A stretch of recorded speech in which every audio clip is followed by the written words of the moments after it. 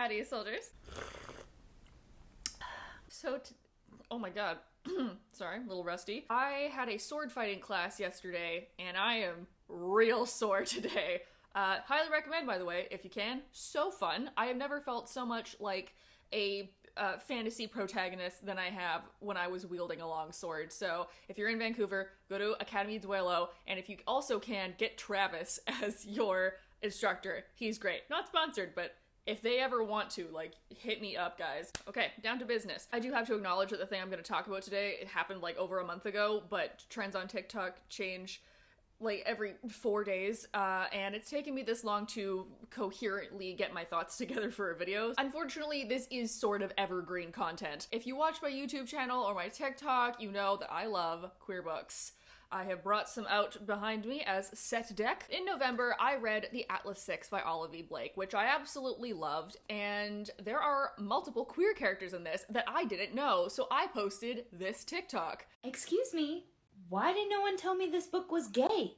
I would have read it way sooner. And oh man, people had stuff to say in that comment section. These include, but are not limited to, what scene? I read the book and I can't remember anything. It is, I'm 222 pages in and I didn't find anything proving it, so when does it get gay? Like, okay, they're not straight, but it's not really part of the plot. To everyone saying that it's only one scene, you're only talking about book one, and the Atlas Paradox is gayer. And then just a ridiculous amount of people going, wait, it's gay? Oh my god, I didn't know it was gay. What? What's happening? Where are the gays? This is when I realized we need to have a chat about what queer media is. I did post a follow-up TikTok addressing this, but I wanted to make it a longer deep dive video, so I guess if you want the short version, go to my TikTok, and if you want the long version, hi, you're already here. Just stick around a little longer. So without further ado, grab a drink, grab a snack, and buckle in while we talk about what queer media actually is. But what I want to focus on in particular is the romance and sex that is attached to the queer community and queer media. Quick disclaimer, I will be focusing on books because I'm a book person, although most of this I can also apply to like TV, movies, etc. Second disclaimer is that I will be mostly focusing on adult books, specifically adult books that are not explicitly romance novels. I will not be focusing on children's books, although there might be some talk about like young adult YA books in here too. So to first address the controversy, what I say when I mean queer books is that it is a book where either the main character or multiple characters of the book are said to be queer. Hi folks, this is Editing Rachel. I just want to give you all a quick reminder to not take a shot every time I say the phrase queer books. Just don't do it. It's not going to be good for you. Because like in that TikTok of the Atlas 6, many people were saying, oh wait, it's gay? I didn't know it was gay. Oh, it's only for one scene. Or even people being like, guys, don't get too excited, it's not that spicy. But I didn't say it was a spicy book. I said that it was a queer book. Having a queer main character or a queer cast of characters makes the book queer. Having a book being labeled as a gay book does not mean that automatically it has sex and romance in it. And really, I think it's quite unfair that you judge a book's queerness based on how much romance and sex there is in it, because that only pushes the narrative that queer media and therefore queer people are inherently overtly sexual. And that's just not the case for a variety of reasons. Aromantic and asexual people exist, so we're, devaluing them and degrading them. I'm out here living my life. I'm getting groceries. I'm doing my taxes. I'm buying too many books. Like I'm not wrapping myself in a rainbow flag and like going outside and kissing every girl that I see. Honestly, that sounds exhausting, and I'm wearing more color right now than I have in the last 3 months combined. The idea that you need sex and romance to make a gay thing gay reinforces queerness as sexual, which then gets twisted. Oh hey there, it's me again, here for some clarification. People use the term queer as an umbrella term to mean anything that is not cisgendered and straight. But queer in itself is more an identity than it is a sexuality. Like more how you feel in your body and your sense of self instead of who you are attracted to. So I'm sorry if it's confusing. It can mean a couple different things, and I don't think I specified whether it means one or the other throughout the video. Anyways, I'm gonna go back to editing. If anything, heterosexuality is a cult that needs to be stopped, because good lord, Have you seen what the straights are up to on the internet these days? Like, they are not okay. So not only is it unfair for you to judge a book's queerness based on how much sex and romance there is in it, it's also unfair of you to think that queer media can only be valuable if it has sex and romance in it. You want to read spice, go pick up an erotic novel. Don't get mad that a queer book does not have spice in it. That's like getting mad at a fantasy book for not having dragons in it. Like, some of them do, for sure. That's not always the case when you pick up a fantasy novel. Then a layer below that is it's oddly judgy to think of a book as more or less valuable depending on the amount of romance and sex there is in it. Like, a piece of media is not better or worse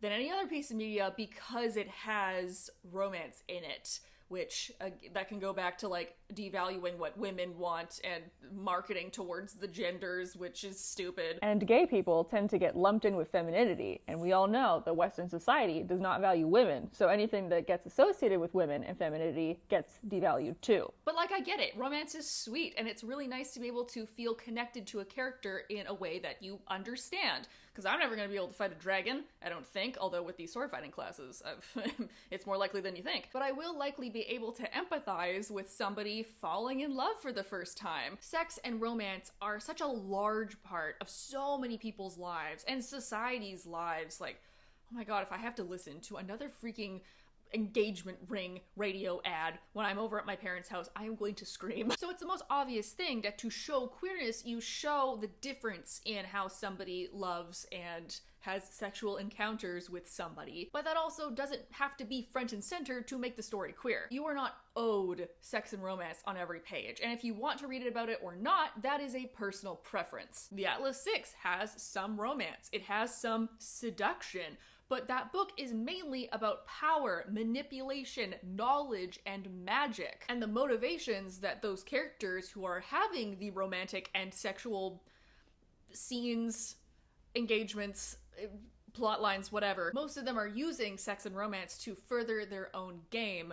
And, like, that's also something that straight people can do. So the second problem with calling things like the Atlas 6 not queer enough is that the demand for everybody in a story to be out and visible is a bit problematic. When queer books were starting to become a thing, especially in young adult books, the focus of a queer novel was always the issue book, where the book focused on usually it was coming out, and coming out books tend to be very formulaic, where you have the main character figuring out that they are queer. They go through an arc of being reluctant to tell anybody, but then they somehow fall in love. So because of falling in love, they tell their friends or family members.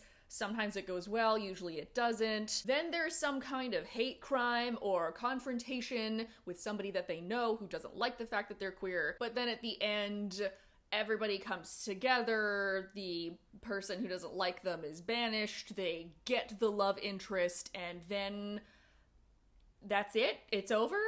Everything's fine now. I'm not saying that the narrative is bad or wrong in any way. That's a narrative that reflects a lot of people. But it also perpetuates one type of queer media. So if you deviate from that path, well, then it's not queer media. I also find it weird that, like, once that they are hate crimed or kicked out of their community, that presumably their life is just like rainbows and sunshine from then on, no pun intended. The haters aren't holding them back anymore, and they're going to skip off into a wonderfully heteronormative happily ever after where they're never going to face another struggle in their life, which as a book or a TV show with a limited runtime, that wraps up a story quite nicely.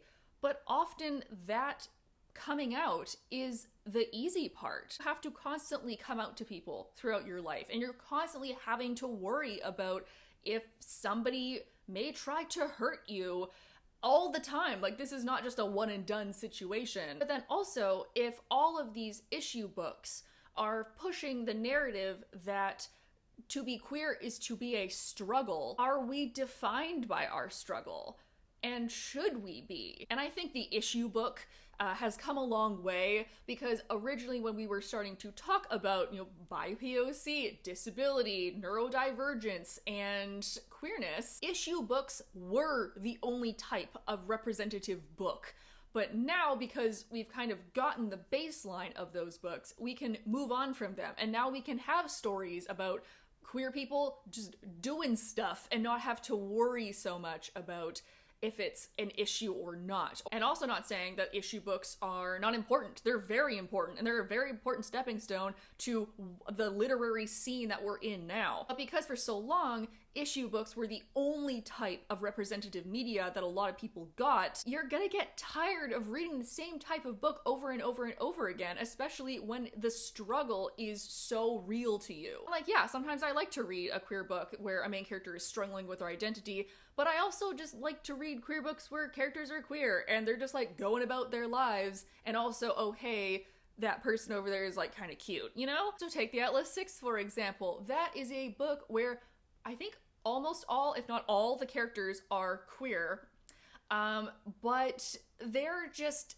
also 6 horrible people doing terrible things, and I love all of them. But that book also explicitly says when a character is queer, but also sometimes doesn't with other characters, and it's a little bit up to the reader to get the context, because the Atlas 6 is, I would classify, new adult, although a lot of teenagers are reading it, and there actually is quite a large difference of how you storytell between YA and adult. YA books tend to be very direct, and they tend to be very to the point, whereas adult books are a little bit more ambiguous, there's a little bit more clues and subtlety that if you're used to reading only YA, that's why adult books can sometimes be a little bit harder to wrap your head around, or they're like a little bit more confusing because you're used to the characters just outright stating their feelings. So that's why it bothers me so much when people in the comment section of my TikTok were like, well, it's only one scene. I'm like, it's not only one scene. What are you talking about? It's the whole book. Like, yes, actually, I am only gay from the hours of 11 a.m. to 2 p.m. every day, and if I wish to partake in any gay frivolity, it must be through those allotted hours, or I have to wait until the next day. However, if people are really looking for representation, and they get a throwaway line of a guy making eyes at another guy, do you consider it representation if that guy doesn't do anything else that is explicitly, flamboyantly gay? And where is that line drawn? Like, for example, House of Hollow by Crystal Sutherland, aka one of my favorite books of all time, the beginning of the novel, the main character states that she is bisexual, but there's also not any struggle that is surrounding queerness in that book. So does it count as queer media? I personally would say yes, because it is about a person who is bisexual, who's just like having a real rough time, honestly. Also Vicious by V.E. Schwab. 2 terrible people doing bad things, and I believe Victor, the main character, is aro ace. But some people didn't like the fact that Vicious had 2 rivals who were both men who, you know, used to be close friends, and by the end of the book, they're not kissing. Like, why not? That is the standard progression of a lot of, you know, rivals to lovers books. But that book is also not queer baiting anybody, because the main character has been stated by the author to be queer, and part of being aro ace is not wanting romance or sex. V.E. Schwab was not saying, oh, Victor and Eli are the greatest couple to ever exist, and then being like, haha, surprise, they never actually get together. Like, that was not the case at all. It was readers who saw that Victor and Eli were friends to enemies to rivals, and they assumed that because of the typical standard of plotline and narrative that they would end up together, and then got mad when they weren't. I do think queerbaiting happens a little bit more in like movies or TV than it does in books, especially nowadays, because there's just so many more types of queer relationships and queer identities that we understand. I also want to talk a little bit about bi erasure. According to the Human Rights Campaign, which is a queer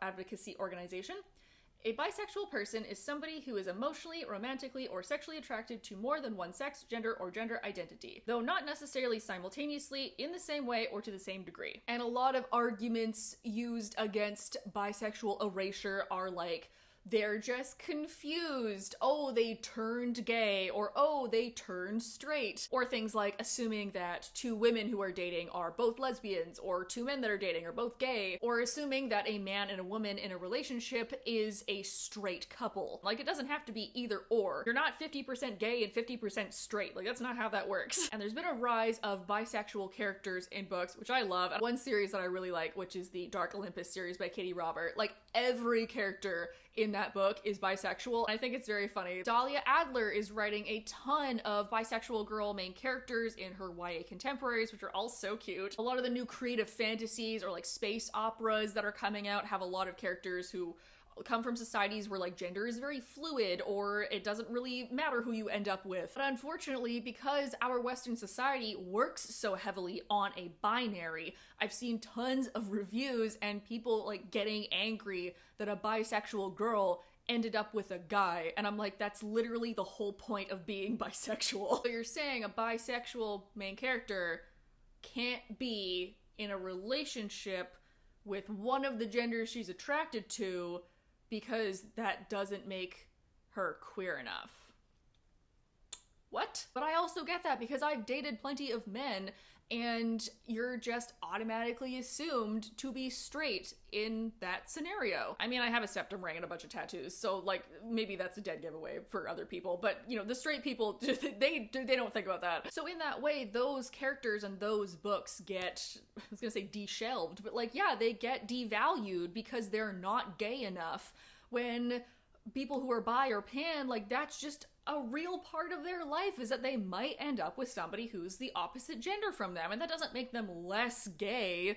That just means that they fell in love with that person. That's unfair of you as a reader to expect that somebody who is attracted to all genders will be attracted to the one that you want them to be attracted to. So yes, a book that has a bisexual main character who ends up with somebody of the opposite gender is still a queer book. Something I want to touch on before I wrap this video up is something I came across when I was doing research for this from Verily Bitchy, and it's called gay streaming. I've never heard of this before, but it makes so much sense, and it's basically a portmanteau of gay and mainstream, which is media that is gay but is meant for a straight audience. This would be media with male gay characters that is focused towards gay males and straight women, or it would be characters who are lesbians or bisexual women that are targeted towards bisexual women and straight men. Usually heavily focuses on stereotypes like the sporty lesbian, the flamboyant gay man. Also usually heavily focuses on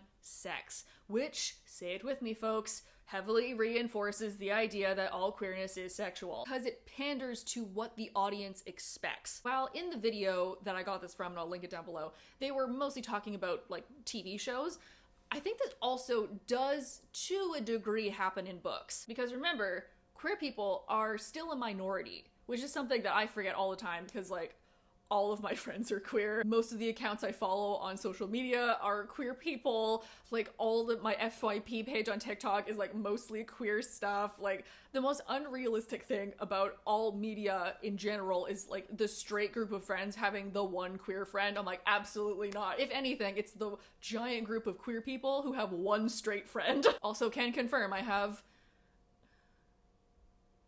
2 straight friends. And I wouldn't hold that against them. They're both lovely people and I support them in their life choices. But because the purpose of media companies is to make money, they're going to try and make a media that is digestible to as a wide of an audience as possible. So that means if they want to make a gay media, the gayness of the media has to be as easily digestible as possible for as many people as possible, which means that it's going to more heavily focus on stereotypes and what's easiest for people to relate to: romance. It's pushed so heavily everywhere that it makes sense that media would just kind of slot in new players. But because no matter how you slice it, queerness still affects a person depending on the degree of openness about your own queerness can make other people uncomfortable. And if you're trying to not make other people uncomfortable, you're going to make it the most stripped down, sanitized version of queerness that you can. And then queerness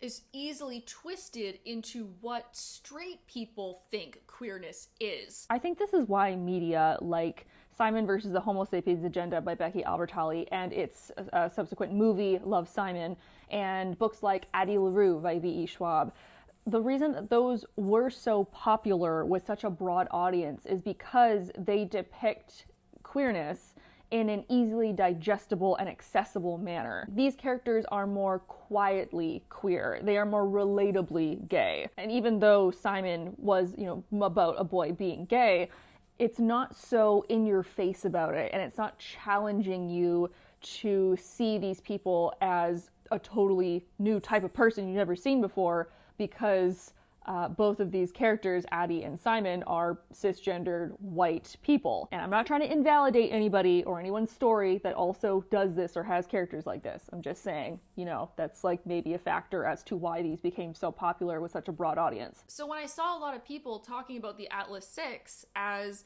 well, it's not that gay, or like, oh, it doesn't get gay until later, because those characters are not portraying queerness in a traditional media way, i.e. being over-sexualized or having very explicit thoughts as to like how they feel about people. Except for Parisia, but it is because of all her scheming and seductions that we love her so much. I wonder if people who are saying, oh, well, it's only for one scene, or like, wait, I didn't know that this was gay, I'm wondering if they actually want to read about queer experiences or if they just want to read about gay sex. Again, if you do, go for it. I'm not stopping you. But I am asking you to maybe consider unpacking why a book has to have sex in it in order for you to acknowledge that it is queer. Because if it's not portrayed in the exact same way all the time, that means that queer people are multifaceted. And if I can see them as multifaceted,